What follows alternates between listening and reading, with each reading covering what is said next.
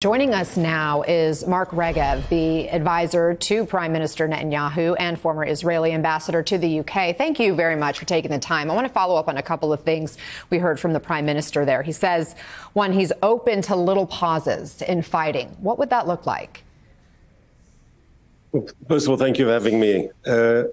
We've had, since this terrible war started, we've had a number of occasions where we've done, in a specific area for a specific time, we've done a pause, either to get our people out. And as your reporter said, there were two cases of when there were hostages released, and obviously that had to be facilitated, and to get humanitarian aid into the people of Gaza.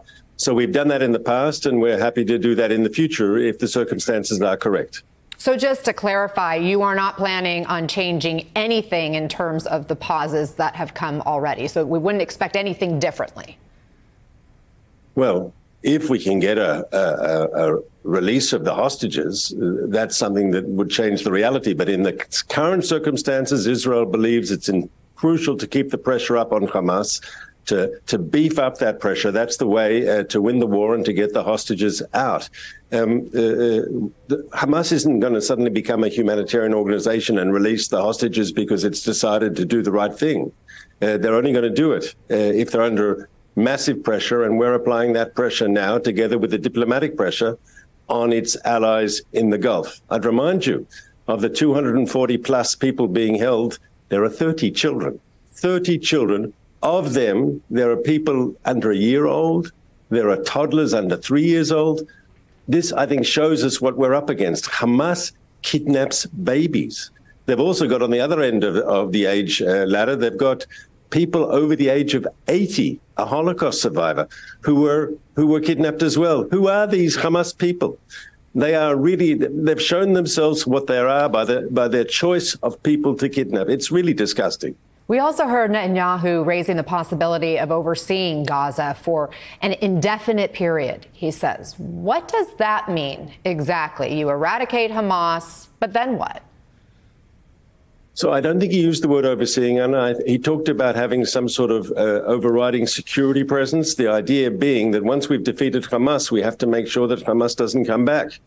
And there's some sort of security presence. At the same time, I can tell you we don't want to govern Gaza. We don't want to rule over the people of Gaza. We're happy for a framework to exist where they can rule themselves. But it's clear we can't allow some sort of residual Hamas to rearm, or terrorists like Hamas. And we have to have the option, if need be, to take care of that situation. Look, we left Gaza in 2005. We pulled out all the Israelis who were living inside there in communities. We pulled back to what the international community says is the line, the 67 borders, and yet we were still attacked. And so it's important that when this is over, not only is Hamas destroyed, but that we make sure there isn't a resurgent terrorist movement to take control.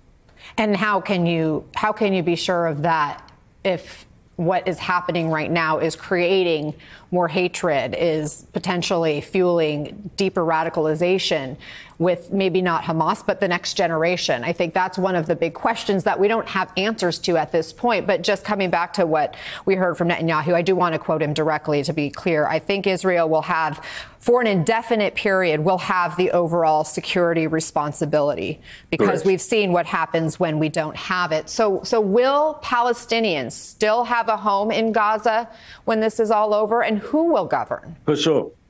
For sure. And who will govern will be people hopefully more pragmatic and more moderate than the current Hamas leadership. Look, Hamas has been running Gaza for 16 years, Anna. What have they brought the people of Gaza? Just hardship, suffering, and impoverishment. Hopefully a new form of government, less extreme, not run by these bloodthirsty terrorists, will give the people of Gaza a better government. And Israel says, we don't want to reoccupy Gaza. We don't want to govern the people of Gaza, but we will make sure that once Hamas is defeated, we don't see some sort of residual or new terrorist organization. We will not allow our people to be massacred like they were on October 7th. And you heard from Hamas's deputy leader. They will do it again and again and again as long as they can. We have to prevent them from some sort of resurgent existence. Understood. And that's our responsibility to protect our people. I understand. What about the innocent in Gaza right now? The United Nations Secretary General says Gaza is becoming a, quote, graveyard for children. And according to the World Health Organization, women and children represent nearly 67% of all casualties right now in Gaza. What's your response?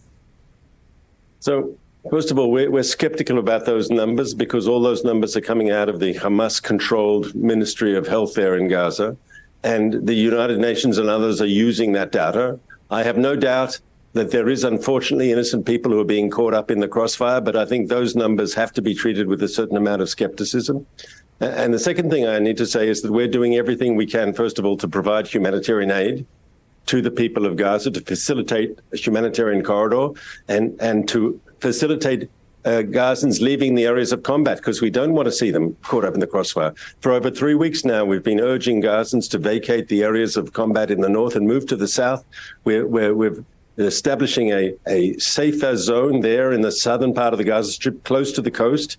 It's near where the Gaza crossing with Egypt is, so they're close to where the aid is coming in, and it's also close to the coast. And the French have talked to us about sending in a hospital ship. Maybe others will join them. The idea is to have both medical facilities right near this safety zone, as well as making sure that food and water and medicine goes in. That's the goal. Ambassador Mark Regev, thank you very much for taking the time and offering that information from Israel on behalf of Prime Minister Benjamin Netanyahu. I appreciate it.